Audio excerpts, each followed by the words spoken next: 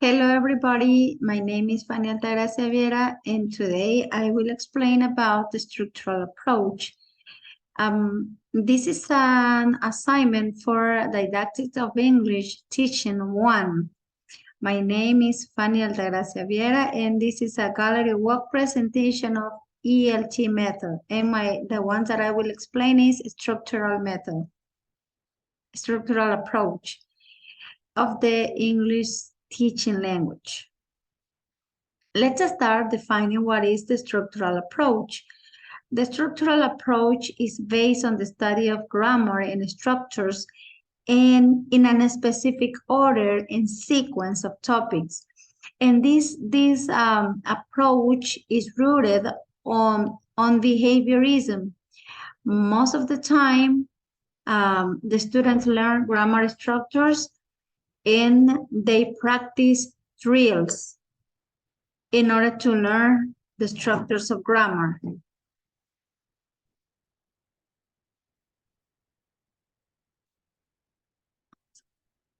Who started with this approach? Menon and Petel first introduced drills and repetition of about 275 structures in the early 20th century with the development of structuralism.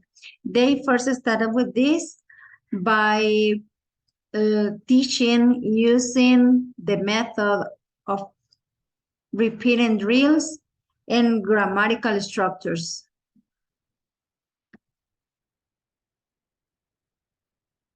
What are some of the principles of the structural approach? The first one is the importance of framing language habits.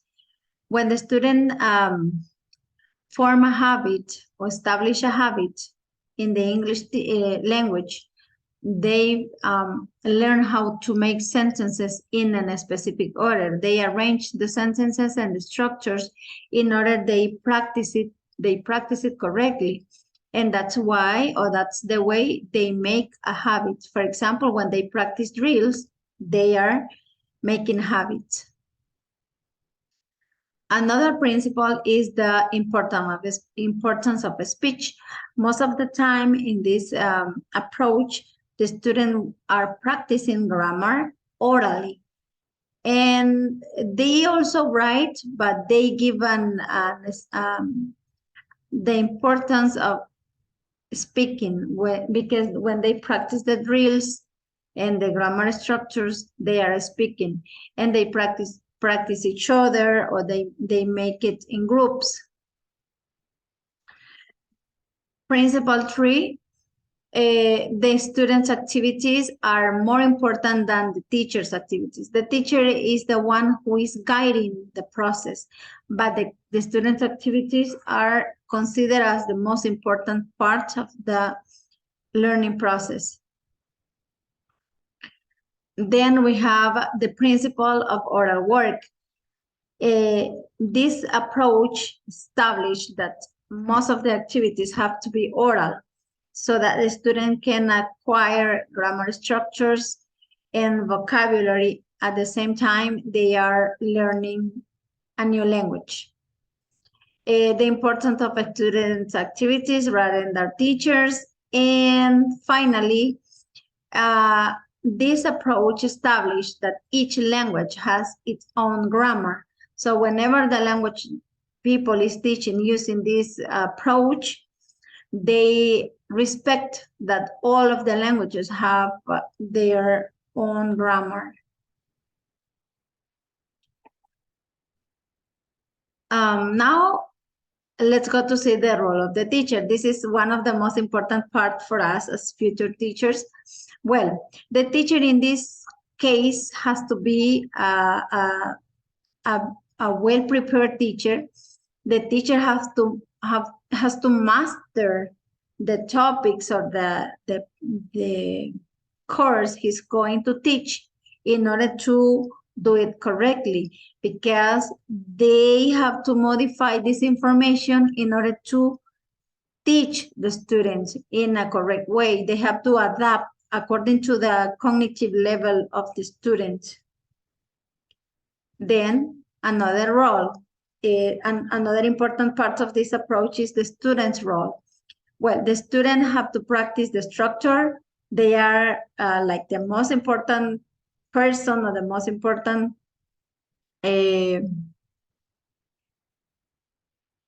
part of the process. And all of the students have to practice drills by repetition, substitution, making questions, asking questions, and they are active all the time. That's why students are important in this method. Now let's see.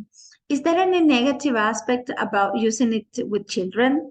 In my experience, I think children might feel frustrated with the structures, especially at low levels. I'm talking about first grade, for example, because they are just learning the mother tongue. They are learning the language they were born, for example, in our country is Spanish. So they speak with difficulty some of the structures in Spanish, and they will find quite difficult to make structures in English because they are just learning the language, the Spanish language, and it is a little bit difficult for them to learn structures, and sometimes they feel boring, the repetition drills. And another thing is that when practicing this, they do not expand the vocabulary as it should be, because most of the time the approach concentrates or is focused on grammar structures. Something important, is the method appropriate for elementary school in EFL classes? Well, this method could be suitable for EFL classes, but the classes should have to be small groups so the teacher can identify if someone is making a mistake in the drill. Otherwise, if it is a large group, this method or this approach wouldn't be suitable to teach.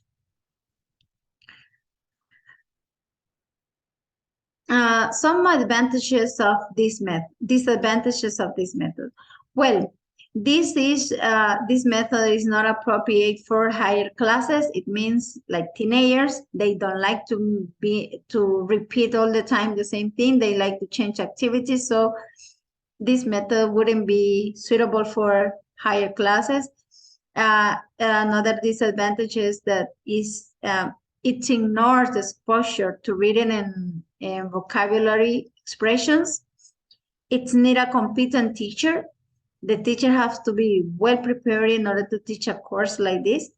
And literature cannot be taught using this approach because it doesn't allow the reading skill. Some of the advantages. Well, active participation of students, it emphasizes oral speech, short oral speech because it's structures, grammar. Vocabulary and structures are taught with the help of objects, which children love to learn with this, but not in higher classes. The form language habits with the practice of drills. When the students are practicing drills, they are forming habits to speak correctly with grammar structures. And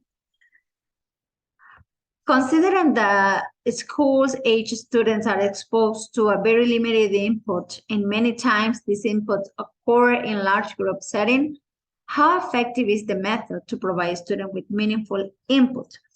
Well, I think that teaching a language requires plenty of strategy and methods that work with the group we have.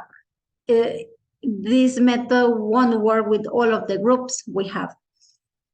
Since the students have limited input of the second language, I consider this method will be somehow effective because it does not require the student to learn the vocabulary itself, separately.